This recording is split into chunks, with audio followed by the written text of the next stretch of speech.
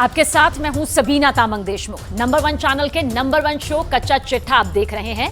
कच्चा चिट्ठा में आज बात इजरायल और हमास के महायुद्ध में सबसे बड़े खतरे की करेंगे। अमेरिका ने इजरायल को ऐसा हथियार सप्लाई कर दिया जिसके बाद अब ईरान और हिजबुल्लाह भी हमास की मदद करने से पहले 15,000 बार सोचेंगे। 15,000 ये हम क्यों कह रहे हैं? दरअसल 15,000 बार इसलिए क्योंकि अमेरिका ने इजरायल को जो हथियार सप्लाई किया उसकी तादाद 15,000 से भी ज्यादा है।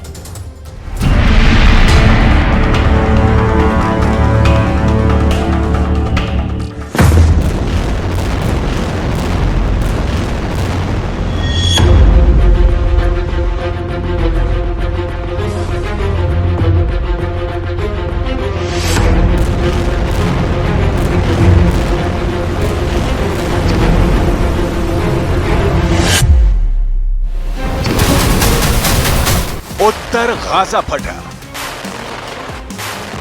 अब दक्षिण गाजा फट रहा है। इजरायल पूरे गाजा को मिट्टी में मिला रहा है। सीज फायर खत्म होने के बाद गाजा को खत्म करने की तस्वीरें फिर से आनी शुरू हो चुकी हैं। लेकिन गाजा पर मौत बरसाने वाली तबाही के पीछे इजरायल ही नहीं बल्कि अमेरिका का असलहा है। हमास को खत्म करने के लिए अमेरिका ने इजरायल को 15,000 बंकर बस्टर बम भेजे हैं। गाजा पर बमबारी के लिए अमेरिका ने इजरायल को 57,000 तोप के गोले सप्लाई किए हैं। एक तरह से बाइडन मौत बांट रहे हैं। ये इल्जाम अमेरिका पर बार बार लग रहा है। अब 15,000 बंकर बस्टर बम बांटकर बाइडन ने इजरायल को बता दिया है कि हमास के खत्म होने तक, गाजा की एक एक इमारत के तबाह होने तक अमेरिका नेतन्याहू के साथ है।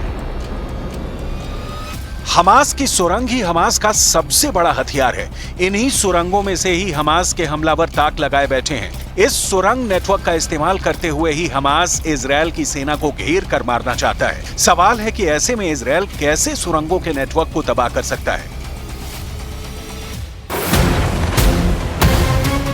तो जवाब है ट्रिपल बी, यानी बंकर बस्टर बम।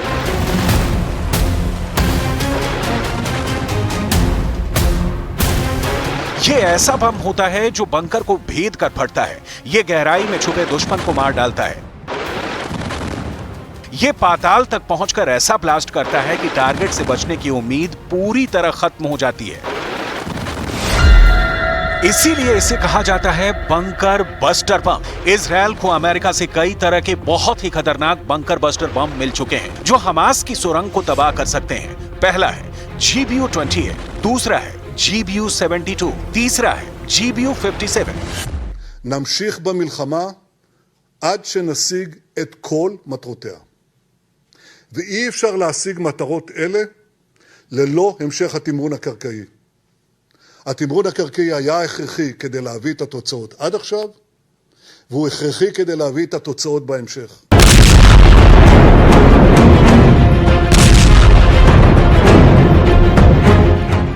इजरायल की एयरफोर्स इस वक्त गाजा की इमारतों को मलबे में तब्दील कर रही है। इसमें ज्यादातर धमाके ऐसे हैं जो हमास की बजाय आम लोगों को निशाना बना रहे हैं। 15,000 से ज्यादा मौत हो चुकी है और इनमें हमास के गिने चुने कमांडर मारे गए हैं, जबकि इजरायल की बमबारी में 6,500 से ज्यादा बच्चों की जान जा चुकी है। हमास को मारने के लिए इजरायल बेतरतीब बमबारी कर रहा है क्योंकि इजरायल का कहना है कि वो हमास को खत्म करने के लिए गाजा का कोई कोना नहीं छोड़ेगा और जाहिर है कि इजरायल को अमेरिका की मदद जारी रहेगी। Dynamic will continue to do everything we can to emphasize to the Israelis the necessity to operate within a law of war, but also protect civilians in the battle space.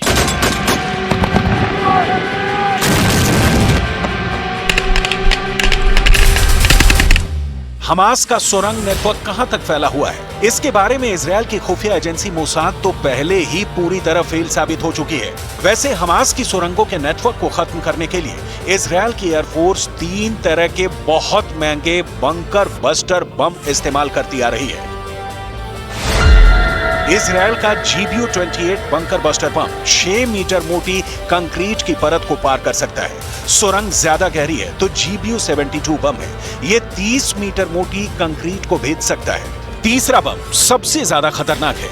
ये है GBU-57, जो 60 metre की सतह को भेदने के बाद तबाही मचाता है। यानी जमीन के 60 मीटर गहराई में छुपना भी मौत से नहीं बचा पाएगा।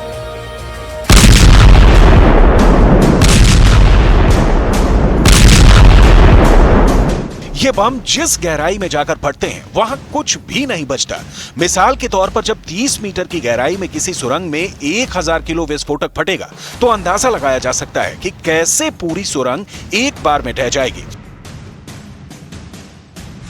और वहां छुपा दुश्मन कितना भी शातिर क्यों ना हो, वो मारा जाएगा। लेकिन इजरायल के लिए सब कुछ इतना आसान नहीं रहने वाला। उसके पास चाहे जितने बंकर बस्टर बम हो, लेकिन हमास की सुरंग भी ऐसी है जिनका नेटवर्क और जिनकी गहराई अब भी इजरायल के लिए बहुत बड़ा चैलेंज बनी हुई है।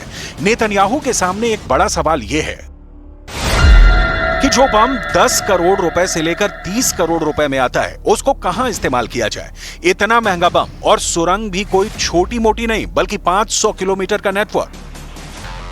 अब इजरायल को अमेरिका से मिल रहा है उसका सबसे फेवरेट बंकर बस्टर बम, जो सस्ता भी है, भरोसेमंद भी है, जिससे गाजा की तबाही और तेज की जा सकती है। इजरायल ने इसका इस्तेमाल कई जगहों पर किया है। देखते ही देखते इसके एक हमले से पूरी की पूरी इमारत गिर जाती है, जमीन के नीचे सुरंग ढह जाती है।